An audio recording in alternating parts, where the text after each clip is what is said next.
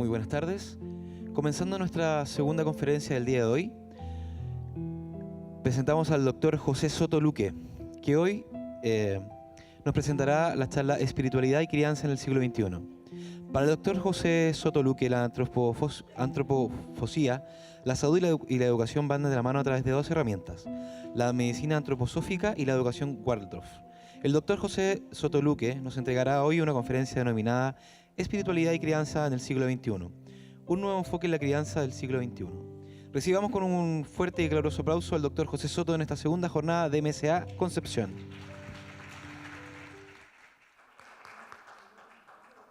Muchas gracias a todos por acompañarme en esta charla, en esta conversación.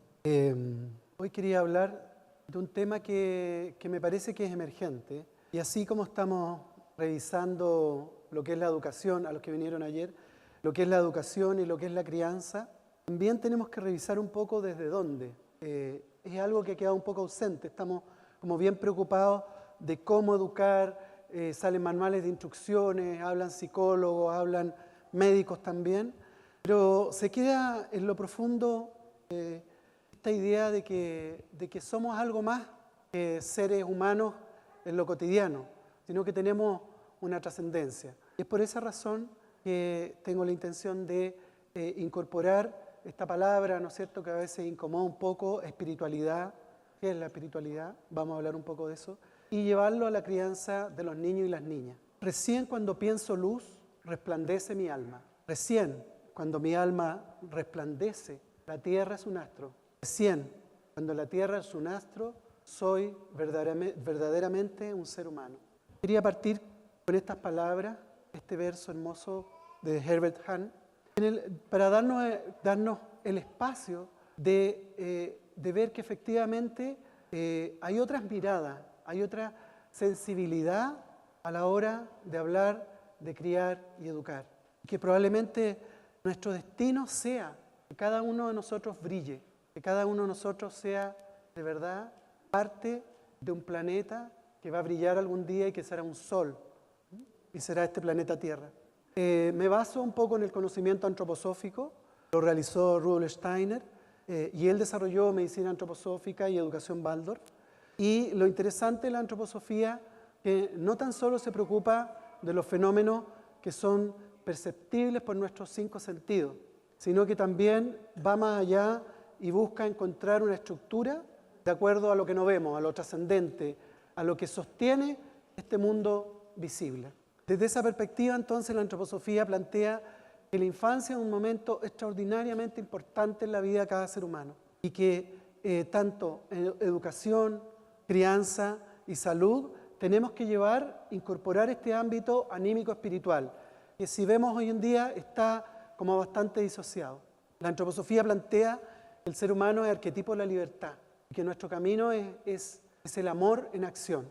Plantea que de alguna forma somos seres duales, somos almas que tienen que encarnar en un cuerpo, y de ahí desarrollar una individualidad. Y finalmente plantea que en este camino también vamos desarrollando un ego. En algún sentido nos ayuda mucho, porque nos ubica en el espacio-tiempo, en la cultura y en la sociedad en que estamos viviendo. Pero es muy importante ir entendiendo que el ego tiene una función y no es toda nuestra individualidad. Por lo tanto, solamente a través del trabajo interior podemos cada uno de nosotros modelar y modular ese ego. Vivimos una cultura hoy en día que claramente, por definición, es la cultura del miedo. Y desgraciadamente, frente a eso, nos estamos dejando llevar, ¿no es cierto?, con las guerras, con las hambrunas, ahora con las pestes que están apareciendo, todo lo que se habla de las vacunas, todo lo que se habla de la enfermedad, en fin, estamos buscando como el medicamento, estamos buscando como el alimento, todo se plantea como ser la única realidad que nos va a salvar de algo horroroso que nos va a ocurrir. Y en ese sentido, en ese contexto, entonces empezamos a tomar decisiones por miedo. Empezamos, ¿no es cierto?, a desconocer lo que profundamente es importante y trascendente. Nos dejamos mucho influenciar por terceras personas. Y además estamos en un mundo que está absolutamente sobrecargado. Estamos en un mundo, ¿no es cierto?, en que la virtualidad nos tiene tomado con el celular, las pantallas, etcétera, etcétera. Y esta misma virtualidad por el dios Google nos tiene, ¿no es cierto?, llenándonos de información e información y finalmente nos perdemos. Y lo que hace es que nos aleja de esto que es sagrado. Yo, mi individualidad, soy sagrado, soy único, soy extraordinario. El punto es que no soy solo yo, también lo eres tú. Esa es la única diferencia que sí tenemos que aprender junto con nuestra sagrada individualidad. Estadísticas en términos de la educación, la verdad que estamos bastante complicados. En la infancia, ¿no es cierto?, hay estudios internacionales que plantean que 1 de cada 5 niños tiene problemas de salud mental, que desde el año 2009 al 2013 el déficit atencional aumentó al doble. Estamos en el 2018, no encontré estadísticas latinoamericanas recientes, pero les aseguro que estamos en el triple. En 2013 las estadísticas eran 50.000 niños, probablemente hoy día sean más, cerca de 75.000 o incluso 100.000, por la cantidad de niños que están tomando químicos en el colegio. La depresión adolescente al 2013, comparado con el 2009, había aumentado un 37%, y hecho muy grave, ¿no es cierto?, que lo hemos visto en las noticias de nuestro país en el último tiempo, también el índice de suicidio está aumentando a nivel mundial. En adolescentes, que eso es lo más complejo, y en niños de 10 a 14 años también. Con respecto a la educación propiamente tal, lo que debería ser un escándalo es una noticia, sin mayor trascendencia. Muchos colegios están prohibiendo las matrículas si el niño y niñas no toman el químico que recetó el neurólogo, cosa que me parece inaceptable. Más aún, hace 2 meses atrás la revista Paula publicó lo que, insisto, debería ser un escándalo y no pasó mucho, que hay empresas que ofrecen hacer un entrenamiento para que niños de 3 años ingresen a los colegios de supuestamente prestigio que hay. Al menos eso fue un estudio que se hizo en Santiago, lo que realmente es escandaloso en términos de que los niños, como vamos a ver, son seres que están solamente preparados a los 3 años para amar y ser amados, no para ser instrumentalizados. ¿Y para qué hablar? El bullying y la adicción a las pantallas están cobrando una fuertísima presencia en los colegios, y todavía la gente dice, no, si no es para tanto, como si es un celular nomás, es una pantalla, y de verdad no está generando mucho daño. El mundo, ¿no es cierto?, está al revés para la infancia. La ciencia oficial, que debiera ser, ¿no es cierto?, la que le estamos dando el poder que nos guíe y nos diga cómo son las cosas, sobre todo lo que yo he hablado hasta aquí, no ha tomado parte, ¿no es cierto? No hay ningún escándalo de los científicos a nivel nacional ni mundial con todas estas cosas que probablemente más de algunos de ustedes la viven día a día. El bullying, la adicción a las pantallas, los medicamentos químicos, con todo lo que eso implica. El metilfenidato finalmente es un tipo de anfetamina. O sea, le estamos dando anfetamina, químicos que afectan el sistema nervioso a niñitos pequeños de 5 años, de 6 años, de 8 años. Tal vez alguno lo necesite, pero no 50.000 niños en nuestro país, categóricamente no. Y aquí les quiero contar, hacer la diferencia. Newton, que es uno de los padres de la medicina, de la salud tradicional como la conocemos hoy en día, en el fondo de la ciencia oficial como la conocemos hoy en día, él desarrolla la teoría de la fuerza gravitatoria, la fuerza de gravedad, cuando se supone que está en un día sentado y ve cómo cae una manzana. Ese es el mito famoso de la manzana. Y de ahí, con este método que él va desarrollando, se desarrolla el método científico oficial junto a Descartes, en fin, distintos científicos, y son los que son la base hoy día de nuestra ciencia oficial. Es importante ver que en realidad hemos cambiado la fe por la Iglesia a la ciencia oficial. Creemos solamente lo que está científicamente demostrado. Pero ahí hay una trampa, y es la que quiero mostrar acá. Goethe, el famoso dramaturgo que escribió Fausto, él también era científico. Y la verdad, su forma de hacer ciencia la descubrió y la tomó Rudolf Steiner, y es la que utiliza la antroposofía. Y lo interesante es que si bien Newton tuvo una idea muy acertada en plantear una ley de gravedad cuando cae la manzana, se le olvidó la pregunta más importante: ¿cómo llegó la manzana al árbol? Y entonces surge todo lo que tiene que ver, y es lo que recoge Goethe y que recoge las disciplinas, digamos, más holísticas, en que hay otras formas de ver la realidad, que no son visibles en el cotidiano, ¿no es cierto?, que no la podemos aplicar con la ciencia oficial. En este caso es la ley orgánica, en que todo organismo vivo tiene un funcionamiento más allá de la biología tradicional y que habla que hay leyes ocultas que son las que sustentan lo que nosotros vemos. Desde esta óptica, si bien nosotros podemos ver solo que somos seres materiales, claramente cuando uno aplica una forma de conexión con uno mismo y con el entorno, con lo que podríamos llamar con el fenómeno, vamos a entender y nos va a quedar muy claro que somos más que eso. Un paisaje como este, ¿no es cierto?, que es el Aconcagua en el amanecer, no hay otra posibilidad que exista porque en realidad somos más que seres materiales. Y lo que plantea la antroposofía y la gran mayoría de los expositores que están acá, ¿no es cierto?, con las distintas disciplinas. La antroposofía es una más, no es la única ni la panacea tampoco, es que somos seres espirituales viviendo una experiencia material y que es hora de que empecemos a valorarnos y a mirarnos tanto a nosotros como en especial a los bebés que nacen, que están en el útero y que van naciendo, con esta óptica. Entonces surge la pregunta, ¿quién es el ser humano? La educación hoy en día está totalmente preocupada y atiborrada del currículum, de cómo juntar el dinero para que para la educación sea gratuita o no, etcétera, etcétera. Muchas cosas que sí son legítimas, pero falta la pregunta básica, así como en la manzana. ¿Quién es el ser humano? ¿A quién tenemos que educarlo? Pero también, ¿quién tiene que educarlo? Vamos a hacer una repasada rápida de lo que habla la antroposofía y muchas disciplinas holísticas de lo que en términos generales es el ser humano. El ser humano es un ser que tiene 4 cuerpos o envoltura, que además tiene un alma y que tiene cualidades, ¿no es cierto?, pero además tiene una biografía y esa biografía tiene ciertas pautas, tiene ciertas normas.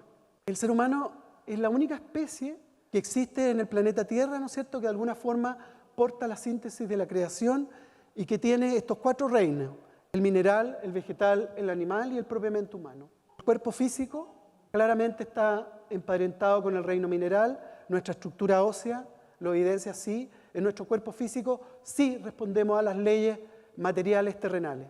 Pero también tenemos el cuerpo vital o el cuerpo etérico que se refiere a lo que habita, a lo que le da vida a este cuerpo físico y es lo que compartimos con las plantas. Todo lo que tiene que ver con los ritmos, con las rutinas, con los ciclos del sol y la luna, que tiene que ver con la nutrición, en fin, todo eso tiene que ver con este cuerpo vital. Y pongo la imagen de un niño porque efectivamente en los primeros, particularmente 7 años, esto es tremendamente importante. En la medida como ese niño, esa niña crezcan estos primeros 7 años llenos de vida, con una nutrición sana, con ritmo y rutina, van a poder realmente ser adultos saludables. El tercer ámbito o cuerpo, ¿no es cierto?, que son realidades también distintas, es el cuerpo astral o emocional, es lo que compartimos con los animales. Todo nuestro mundo emocional lo tienen de alguna manera también todos los animales.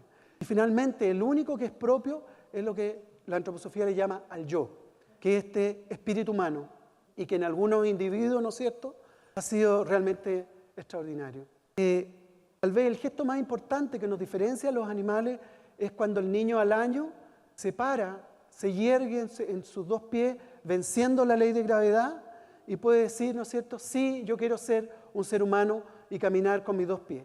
Y ahí pasan muchas cosas. Pasa que cambia el ángulo de mirada. Los animales todos tienden a mirar hacia abajo. El único animal que tiene plenamente el horizonte a sus pies y que ha superado esto del reino animal es el ser humano.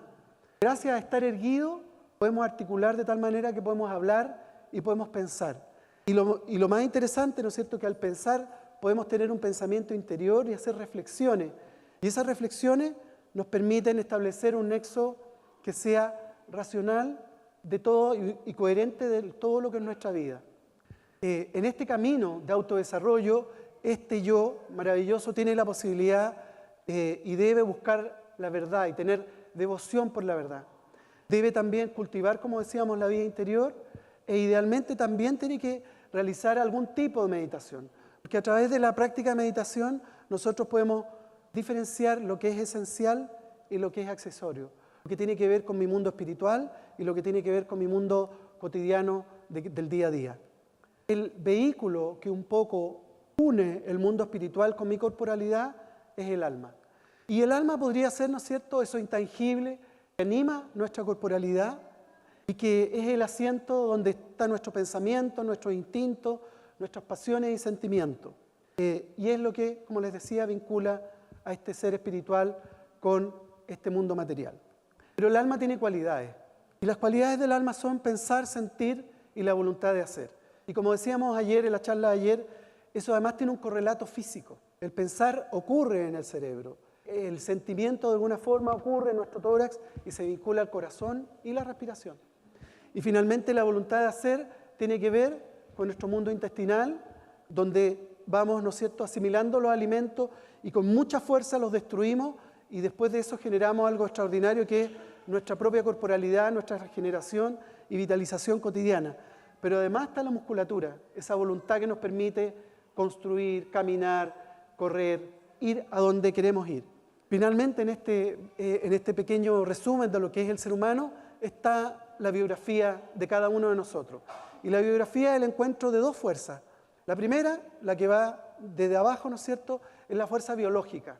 El ser humano, cuando nace hasta alrededor de los 21 años, va a crecer unas 3 veces su estatura y va a subir de peso unas 20 o 30 veces. Por lo tanto, tiene un metabolismo extraordinario. Junto con eso, viene de los mundos espirituales y empieza a entrar, a encarnar. Y encarnar para nosotros es simplemente aumentar mi capacidad de conciencia, de darme cuenta de quién soy y de lo que soy.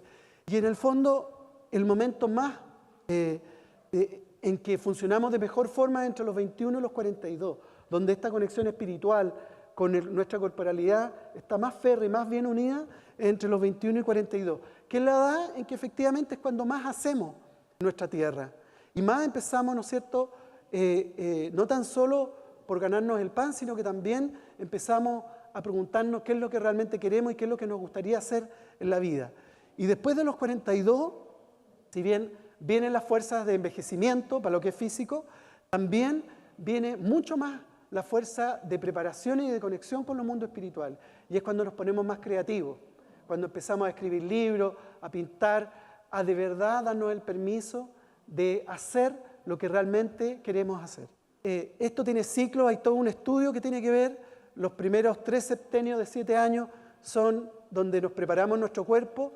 Entre los 21 y los 42 preparamos más nuestro mundo emocional, nuestra alma. Y entre los 42 y 63 y hacia adelante preparamos más este yo que dice y que decreta que viene a cumplir un destino y que quiere cumplir su destino. Esta imagen es muy importante porque probablemente para hablar de espiritualidad en el ser humano hay que partir desde acá. Y particularmente espiritualidad y crianza. Estamos con buena música, ¿eh? Estamos en sincronía. La espiritualidad, si habláramos de una definición de lo que es el paraíso terrenal o lo que son los mundos espirituales, podríamos decir que en el mundo intrauterino se cumplen todos los requisitos. En el mundo intrauterino estábamos desnudos, estábamos calentitos, no teníamos que preocuparnos porque teníamos el alimento a través del cordón, ¿no es cierto? Y todo el trabajo placentario. Estamos muy protegidos porque estamos dentro de un útero y estábamos también protegidos de la gravedad porque flotábamos. Independiente de las situaciones externas de nuestra madre, también estábamos en una situación de conciencia onírica, medio ensoñado. Por lo tanto, cuando uno está en la edad fetal, está bastante protegido de lo que pasa afuera, aunque sean situaciones duras, complejas. Incluso a veces enfermedades del feto también tenemos esa suerte de protección. Y lo más importante, como decíamos ayer, es que todo y cada uno de nosotros vivió 2 hechos que nunca más vamos a vivir en la vida, pero que nos unen. El primero, que estamos dentro de otro ser humano. Eso ya es extraordinario. De alguna forma, en ese estado fetal, su cosmovisión entera es estar dentro de un ser humano. Pero no tan solo eso, lo más importante, en la mayoría de los casos, ese ser humano nos amaba y era nuestra madre. Es como ahora sintiéramos, ¿no es cierto?, que estamos dentro de Dios, que Dios nos ama. Es el mismo esquema. Exista o no exista Dios, en esa etapa sí teníamos esa sensación y era real y palpable, porque había una mujer que nos protegía y nos cuidaba. Y ese amor, eso nos queda. Es por eso que la infancia, el vínculo que tengamos con la infancia tiene que cambiar radicalmente. Todas las disciplinas tienen que cambiar, porque el niño o la niña viene desde acá, viene categóricamente del paraíso. Y es nuestra misión, nuestra obligación, en especial los padres, la familia, maestros y maestras, entender esto y empezar en estos primeros 7, 14 años a tratar distinto. Los niños no son adultos chicos, categóricamente no son adultos chiquititos, tampoco son seres inertes que haga lo que yo haga no se dan cuenta. Ellos vienen con el corazón abierto, 100%, por lo tanto van a sentir todas nuestras emociones, probablemente no van a entender nuestras palabras, pero van a sentir la carga emocional de esa palabra. Entonces nos habla de lo puro, de lo sagrado, nos habla con su corazón abierto de todo lo que es inocente. Y entonces surge en esta nueva espiritualidad, en esta nueva forma de criar, surge lo que es la infancia sagrada. Y la infancia es sagrada. ¿Y qué es una infancia sagrada? Es la expresión más pura del milagro de lo espiritual, habitando la materia. Y frente a eso, cada uno de nosotros, de verdad, si no lo ha hecho, tiene que tomar conciencia y hacer un cambio radical. Porque sin duda, esa es la piedra primera para cambiar nuestro mundo. Y porque además, independiente de nuestra cultura, de nuestra religión, todos pasamos por acá.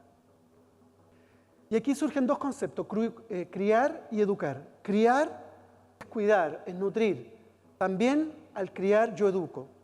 Pero de alguna forma lo que educo es la forma en que yo tengo que aprender a cuidarme a mí mismo. Es ese alimento que nos da la madre y el aspecto maternal de cualquier persona que nos cuide.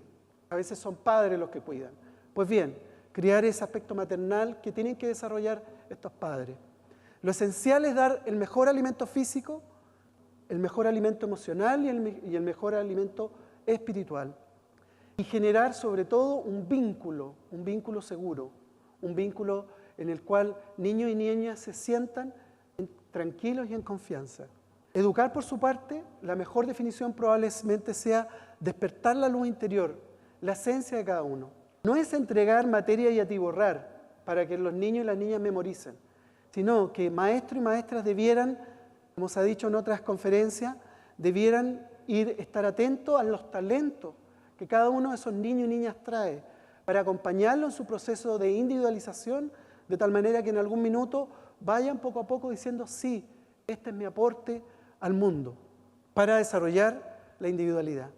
En esta infancia sagrada, entonces, vamos a acompañar este asombroso proceso de hacerse adulto, de hacerse un ser humano maduro. Y para ello, sin duda, hay que considerar los aspectos biológicos, emocionales y espirituales, y dar amor y dar un vínculo seguro. Hay un tiempo para cada cosa. Cuando se habla de la infancia, cuando alguien hable de la infancia, pregunte, sí, pero ¿de qué edad me está hablando? No es lo mismo como yo trato a un niño de 3 años. No es lo mismo como yo trato a un niño de 7 años. Es distinta. En todos los aspectos es distinto. Y el vínculo seguro, la mejor definición probablemente sea la presencia del adulto en un aquí y una ahora. Estamos con adultos que están bombardeados de tantas preocupaciones, de tanta cosa y de tanta pantalla, que también está surgiendo la sociedad del adulto distraído. Y eso tenemos que pararlo y cambiarlo. Y eso significa tiempo para la acción, para la interacción con nuestro hijo e hija, y sobre todo, ¿no es cierto?, tareas centradas en el niño y en la niña, no haciendo 25 cosas. Es un aprendizaje, es un camino que nosotros adultos, un desafío tenemos que hacer. Por supuesto, dar movimiento libre, porque así se va conociendo este niño, esta niña, y generar un sentido colaborativo. El alma tiene 3 procesos fundamentales, 3 misiones que cumplir en esta tierra. La primera es consigo mismo, con la corporalidad. Entonces ocurre este anclaje alma-cuerpo, y así se genera una individualidad. ¿Quién soy yo? Pero también tiene una responsabilidad con los otros, con lo social, y así genera una identidad y desarrolla también el legítimo otro. Y finalmente tenemos, ¿no es cierto?, todos una responsabilidad con nuestro planeta, con la Tierra, y es lo que se llama la integración. Cómo yo aporto a mi planeta y también específicamente cómo aporto del cuidado del medio ambiente. Con respecto a la individualización, hay una verdadera fisiología, una forma de funcionamiento espiritual que acompaña a la fisiología biológica. En parte ya lo vimos con un poco cómo funciona la biografía, en parte ya lo vimos, ¿no es cierto?, cómo que los niños llegan abiertos al mundo y hay que ir acompañándolos y ir mostrando, y se van cumpliendo estas etapas que son por septenio. Entonces, esta es la razón por la cual es muy importante que trabajar la educación y la crianza considerando esta forma de ver al ser humano. Individualización, entonces, es anclar el alma al cuerpo y para eso poner énfasis en la crianza, poner énfasis en la educación, pero también, y por eso un pediatra está acá hablando, poner énfasis en la salud. Muy importante la alimentación. ¿Qué tipo de alimentación le doy a mi hijo? Eso va a ser determinante en la individualización, porque si comen comida chatarra, obviamente que lo va a perjudicar. En salud también es importante cómo trato las enfermedades. Cada vez que hay una enfermedad, yo la paro, la detengo con un antipirético para la fiebre, con un antialérgico para la tos, con un antitusivo. Entonces estoy impidiendo que la enfermedad, que es una manifestación de un desequilibrio, estoy impidiendo que ese desequilibrio, por una parte, se manifieste y yo aprenda que ahí hay algo que tengo que reparar. Un niño que se enferma mucho, una niña que se enferma mucho, significa que hay que mirar a la familia qué está pasando, porque significa que hay un estrés que está condicionando que le bajen las defensas y se enferme. Eso es lo físico. Pero a nivel del alma, el alma está diciendo, oye, aquí yo no puedo encarnar bien y manifiesto esta enfermedad, recurro a esta enfermedad para que se produzcan los cambios que necesitamos. Por antonomasia, lo más importante y el gesto mayor es con respecto a la fiebre. La fiebre, todos sabemos, ¿no es cierto?, que es un mecanismo de defensa, pero la fiebre es mucho más que eso. Y por eso la medicina antroposófica pide no usar químicos para la fiebre, porque por una parte, sí, es un mecanismo de defensa y eso significa que el organismo se está defendiendo del virus o de la bacteria, y si le damos algo para bajar la fiebre, ¿a quién estamos favoreciendo? Al virus o a la bacteria, no estamos favoreciendo al niño o a la niña. Pero no tan solo eso. Cuando un niño tiene una enfermedad, esa enfermedad tiene que hacer todo un ciclo, ¿no es cierto? Levantar una respuesta inmune, después botar todo lo que tenga que botar y después viene la curación. Si yo uso químicos, detengo ese proceso inmune. Y esa es una de las razones por qué están todos tan alérgicos. Pero no tan solo eso. Para el alma, la fiebre es la forma de apropiarse de mejor manera de la corporalidad. Es cuando el alma hace los ajustes finos. Es por eso que para el desarrollo psicomotor es fundamental este concepto. Y una de las razones por las que nosotros vemos que los niños están teniendo problemas de lectoescritura, problemas de integración sensorial, de psicopedagogía, etcétera, etcétera, tiene que ver con el tipo de medicina que estamos usando. Que no estamos usando un tipo de medicina adecuada al alma. Estamos usando un tipo de medicina solamente adecuada a nuestros miedos, que son importantes, sí, pero yo tengo que aprender a superarlo. Está increíble, es como... Sí.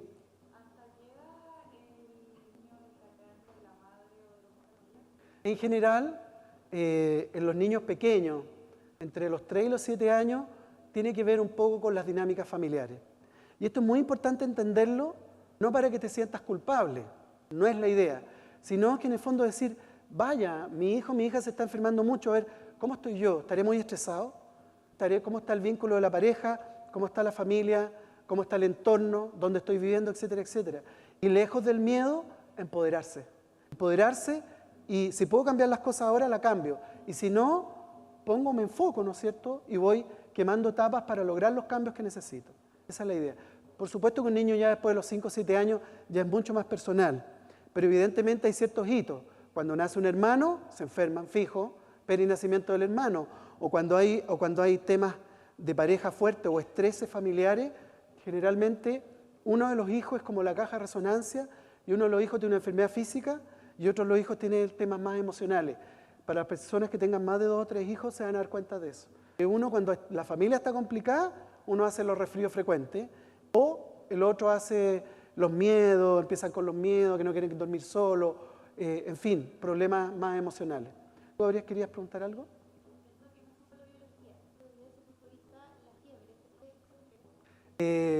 Pregunta por la fiebre, ¿qué puede tener que ver si no somos solo biología?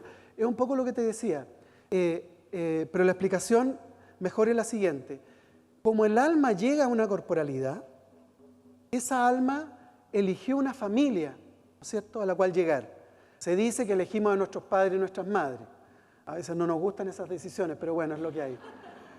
Entonces, una vez que entra la línea hereditaria de mamá y de papá, en este proceso de individualización que les explicaba, que son básicamente los primeros 7 años, este niño y esta niña tienen que lograr que cada célula de su cuerpo sea propio, sea suyo, sea personal. Entonces, para eso ocupa la enfermedad, particularmente la fiebre, para lograr esa modulación. Pero ahí hay algo interesante, porque hay niños y niñas que, de acuerdo a los misterios, ¿no es cierto?, de la vida, para su alma, la línea hereditaria de mamá y de papá son afines. Por lo tanto, no tiene que hacer mucho cambio. Hay otros que la línea de mamá y mi papá no estoy ni ahí y tengo que hacer una remodelación completa. Entonces ahí son los niños como que tienen más fiebre. Los niños que tienden a tener más fiebre más alta sobre todo, tiene que ver con eso. Ahora hay gente que dice, pero es que mi niño no tiene fiebre o mi niña no tiene fiebre. Pueden ser las dos razones. Una, que efectivamente su condición de alma que encarna una corporalidad está muy tranquila con la genética de mamá y de papá. O bien ha usado químicos, vacunas y todas las cosas y está tan bloqueado que no puede hacer procesos febriles. Son las dos condiciones. Lo que por supuesto cambia cuando yo empiezo a adoptar en mi familia estilos de vida más saludables como son las medicinas naturales y holísticas. ¿Ya? Con respecto a la identidad, ¿sí?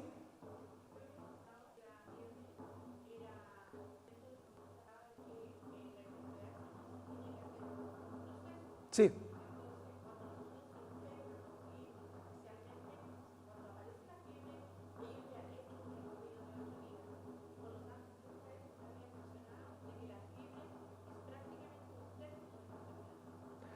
Ella está preguntando si, en el fondo, cuando uno se enferma es un proceso y que si la fiebre es como el inicio de la enfermedad o el fin del proceso. Probablemente los procesos visuales que nosotros vemos con respecto a la enfermedad sean el final de un proceso mucho más largo, porque en el fondo, evidentemente que aquí, cuando un ser humano se enferma, su alma, su yo, está queriendo decir algo. Por supuesto, con un resfrío, probablemente va a decir, cuídate nomás un poco. Pero en enfermedades, una bronconeumonía, una amigdalitis, por ejemplo, con PU, etcétera, etcétera, o ya enfermedades más graves, lo que nos está diciendo es algo mucho más trascendente. Y probablemente, efectivamente, lo que ocurre es que esta decisión de enfermarse, de alguna forma nuestra alma la planifica y la va desarrollando en el tiempo. Y lo que nosotros vemos, como le digo, es como cuando se cierra este círculo. Eso a nivel más bien álmico, porque a nivel físico ahí empieza el proceso y tiene que cerrarse un segundo círculo, que es, hago el proceso febril, después, ¿no es cierto?, de la fiebre, viene el botar, el sudor, la diarrea, la flema, el moco que empieza a caer, y finalmente viene ya el proceso de recuperación.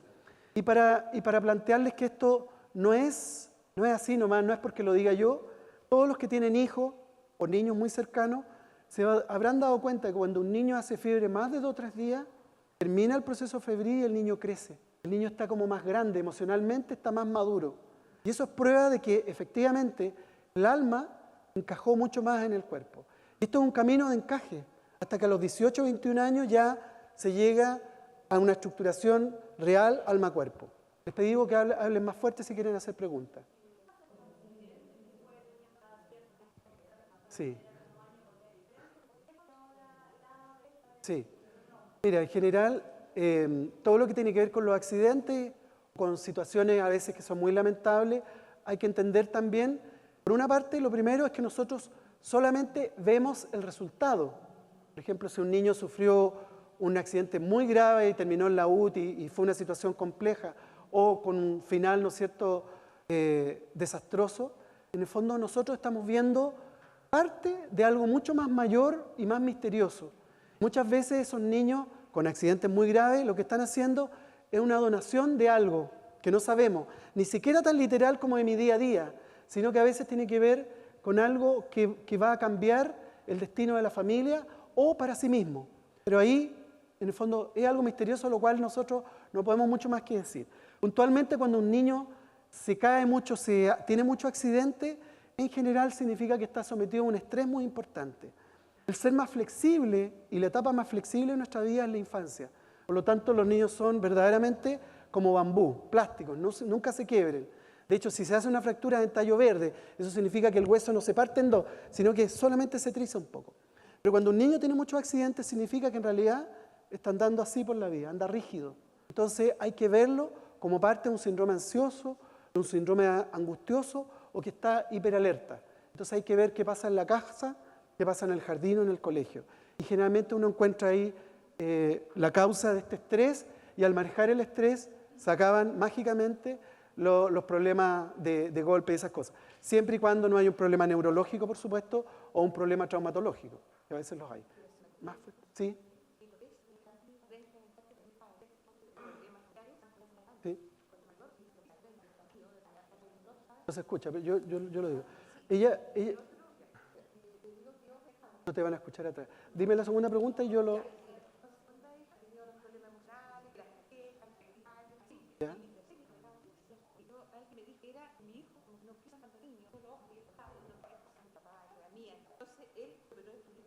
Ya. Lo que ella está diciendo que es algo que efectivamente nos pasa. Cuando empezamos a ver con otra óptica nuestra realidad y sobre todo el tema de la salud y de la educación, muchas veces los padres y madres nos sentimos culpables.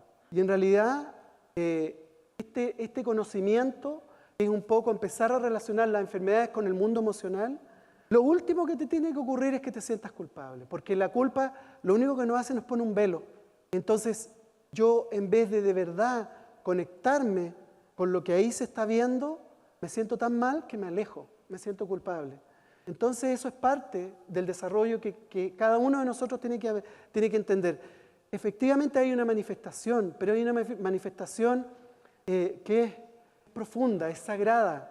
Por lo tanto, yo no me tengo que sentir culpable. Lo que tengo que hacer ahora que puedo ver, tengo que empezar a hacer los cambios que a lo mejor antes no pude hacer. Lo más probable, porque cada uno de nosotros en esta óptica, en esta nueva óptica de una espiritualidad distinta, es que cada uno hace lo mejor que puede hacer. Entonces, de la mayor injusticia, juzgarme a mí mismo y mucho más juzgar a otro por algo. Si es que esa otra persona o yo no sabía, no tenía este conocimiento, ahora sé, ahora puedo cambiar. Y probablemente lo que corresponde es simplemente que yo tome esta información y haga los cambios hoy día que tengo que hacer, porque también necesito hacer esos cambios que me van a hacer bien a mí, le van a hacer bien a mi familia, y claramente las cosas cambian, como por arte de magia. Muchos de ustedes deben haber tenido esa experiencia, y la verdad es que sí. Probablemente vamos a tener que hacer un proceso psicológico familiar, o un proceso de ancestrología, como lo estaba haciendo Pedro Engel recién. En fin, hoy en día, afortunadamente, hay muchas herramientas que nos pueden ayudar. Pero lo único que es importante es que yo me empodere. Y empoderarme, que un poco tiene que ver con esta charla, y empoderarme tiene que ver con, no me voy a sentir culpable. Me puedo sentir responsable y ocuparme, no preocuparme. Eso es central. Voy a seguir. Después voy a tratar de apurarme para dejar al final las preguntas. En la identidad, básicamente, yo tengo que descubrir, en el fondo, aprender a convivir con los otros, ese legítimo otro. Y para eso lo central, de verdad deberíamos todos aprender a mirar, a hacer cariño y abrazarnos, que son las herramientas fundamentales que tenemos en el amor. Para dar amor no tan solo a nuestros niños, sino que a quienes necesitemos. Con respecto a la integración, lo más importante es que tenemos que desarrollar una cultura de la permanencia. Afortunadamente, en estos mundos holísticos ya se está hablando de reciclar, la permacultura, comida sana, no más las bolsas, etcétera, etcétera. Eso tiene que ver con una misión del alma, que es cuidar el planeta Tierra. ¿Qué es esta nueva espiritualidad? Primero que nada, y categóricamente, no es patrimonio de nadie. La religión y los misticismos, sí, perfecto, pero no son los dueños de la espiritualidad. La espiritualidad la construimos cada uno de nosotros, y en este encuentro de mí con mí mismo, este encuentro es hacia adentro. Mi yo con mi biología se encuentran. Y lo que tenemos que hacer entonces es desarrollar esta presencia plena. Tengo miedo, sí, pero tengo que identificar ese miedo y trabajar ese miedo. Tengo que empoderarme, tengo que sentirme que soy digno. Metí las patas hasta el fondo con mi familia. Me pasa a mí, les pasa a todos. Sí, pero ahora me doy cuenta que puedo hacer un cambio. Pues hoy día empiezo. Pero no me juzgo hacia atrás, porque atrás hice lo mejor que pude hacer. Por supuesto que tengo que valorar al otro, aceptar el misterio de la vida. De repente, ¿no es cierto?, nos cae un rayo y es lo que nos toca vivir, ¿no es cierto?, a mí y a todos, ¿no es cierto?, y Yo digo esto no desde un coach. Hay toda una cosa de coaching, ¿no es cierto?, para desarrollar a la persona, para desarrollar habilidades personales. Eso es extraordinario y sensacional. Pero aquí hay que hacer una pequeña diferencia, porque el coaching va por metas terrenales. Aprender a ganar dinero, genial. Aprender a hablar en público, extraordinario, lo que quieran. Pero esto es más profundo, esto es hacia adentro, esto es para ponerme al servicio, para aprender a escuchar mi alma. Eso es lo que profundamente ocurre en la nueva espiritualidad cuando yo desarrollo presencia plena. En esta nueva espiritualidad, entonces, vamos buscando la calma, la reflexión interior y aparecen las preguntas, porque de repente dices, ¿pero cómo lo hago? Pregúntate. Van a aparecer las preguntas. ¿Quién soy? ¿Qué hago en este planeta? ¿Qué vengo a aprender? Lo que son los propósitos. ¿Y qué vengo a desarrollar? Lo que son mis misiones. Eso es lo que importa. Y hacer un análisis de mi biografía también es muy bueno. ¿Cómo fue mi infancia? A lo mejor con mi hijo estoy repitiendo la historia. Bueno, y fue porque tuve una infancia difícil. Porque no lo aprendí, nadie me dijo. Tenemos que desarrollar verdaderas escuelas de padre y de madre. Porque hay mucho que tenemos que cambiar o reforzar. La crianza, entonces, hay que ver dos aspectos que son fundamentales, la felicidad y la libertad. La felicidad, finalmente, es que hay una coherencia con lo que mi interior, mi mundo, lo más profundo de mi interior, yo quiero y necesito, con lo que hago y digo. Eso es felicidad, finalmente. Cuando uno mira hacia atrás y dice, sí, en realidad, y hace un análisis de su biografía, y ve que a pesar de ciertas circunstancias yo hice lo que quise, no en términos de porfía, eso sería un ego. A veces sí, a veces yo identifico que en mi destino tengo que porfiar, genial, pero ahí tengo que diferenciarlo del ego, pero tampoco en términos de capricho. Y la libertad, entonces la felicidad yo la veo en mi vitalidad, en mi comunicación conmigo mismo, cómo cuido mi cuerpo, en mi afectividad, en mi sensualidad y como adulto en mi sexualidad. La libertad yo la veo en todo lo que tiene que ver con los procesos de creatividad y de trascendencia con los cuales yo me comunico conmigo mismo y hacia los otros. Y hay que aprender a distinguir para poder elegir. En este San Google, ¿no es cierto?, donde hay tanta información, yo tengo que aprender a distinguir lo que a mí me hace sentido, lo que profundamente tiene que ver conmigo, que no tiene que ser necesariamente con el vecino. Puede que a mí me hagan sentido ciertas cosas y a ti no. Genial, mientras tú estés en ese camino. Y la libertad es hacer lo que nuestro corazón, ¿no es cierto?, sabe que tiene que hacer, pero para eso hay que entrenarlo, porque no es el corazón de la emoción, es el corazón del profundo sentimiento, de lo que me empieza a hacer un sentido profundo, y para eso necesito la reflexión, necesito la calma, necesito esta meditación interior. Finalmente, el ser humano, el alma del ser humano hace un viaje, al cual yo le llamo la ruta del asombro, y un viaje extraordinario. Cuando el niño nace, como viene de este mundo maravilloso que es el útero materno, esta alma se ancla al corazón. Porque en el corazón, es el corazón afectivo, está todo nuestro amor. Y junto con eso se ancla el cuerpo, para empezar a desarrollar a este ser humano y generar esto que llamamos individualidad. Rápidamente, alrededor del año, el niño y la niña entran y despliegan todo lo que es el cerebro artista, todo lo que tiene que ver que son niños y niñas maravillosos y tremendos artistas y creadores. Y eso es fundamental, no tan solo para poder funcionar con nuestro cuerpo y metabolismo, sino que también es nuestro cerebro derecho el que conecta con nuestro corazón. Cuando leemos poesía, usamos el cerebro derecho, que es el que entiende el lenguaje del corazón. Nuestro cerebro izquierdo racional no lo entiende. Y es por eso que después, ojalá después de los 7 años, debiéramos activar toda nuestra parte racional. Bienvenida sea, pero cada cosa en su momento. De adulto vamos a entender que nuestro niño, cuando se habla de niño interior, está en nuestro cuerpo, en nuestros deseos más profundos, en nuestras ganas, en nuestros antojos, en que nos toquen la piel. Ahí habita nuestro niño interior. Nuestro adolescente está en el artista, en los sueños, cuando yo tenía sueños. Nuestro adulto de hoy en día es el ser racional, que dice, sí, pero quiero hacer esto, pero tengo que conciliarlo con el tiempo, con el dinero, etcétera, etcétera. Y lo que nos queda en el corazón, en nuestro mundo afectivo, es ese sabio, esa alma pura que llegó a nosotros con toda la información. Se dice, ¿no es cierto?, que en nuestro espíritu habita toda la información que necesitamos.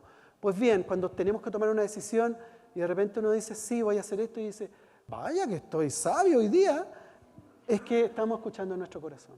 Esas 4 compartimientos del ser humano tienen un accionar en el tiempo, pero también en el adulto ya se quedan. Por eso cuando escuches tu niño interior, tienes que preocuparte de tu cuerpo, tienes que alimentarte y dormir bien. Cuando escuches a tu adolescente, preocúpate si cumpliste tus sueños, si estás desilusionado, tienes que volver a ilusionarte, porque el adolescente solo funciona desde la ilusión. El adulto evidentemente es el que cada uno es y que debiera tomar en consideración a estos otros 4 y en especial al corazón. La nueva espiritualidad entonces es criar y educar en libertad y para amar. Y muy importante, nuestro motor es el asombro. Se dice que cuando el ser humano se le tienta de venir a la tierra, todos decimos, no, no quiero ir para allá, no, por favor, no, está todo muy fuerte. Pero le dicen, oye, pero acuérdate que hay montañas, vas a tener estas aventuras, vas a conocer a tal persona. Y eso nos asombra. Y finalmente todos caímos en la tentación por asombro. Y llegamos acá. Somos arquetipos de la libertad, el amor en acción. Tenemos una autoconciencia, tenemos que empoderarnos de nosotros mismos en este aquí, esta ahora, ¿no es cierto? Eckhart Tolle que habla de eso de una manera muy brillante. Y muy importante también que se nos olvida aprender que también hay un otro, que es legítimo, es tan legítimo como yo. Y ese legítimo otro también son los niños y niñas de nuestro país. Tal vez lo que tenemos que aprender profundamente es que nuestra grandeza está en el existir. Y es en este juego, en esta combinación, en cómo yo, ser espiritual y ser material, voy conjugando la vida. Y eso es lo que a mí y a cada uno de nosotros nos hace brillar. El largo camino para hacer. Muchas gracias.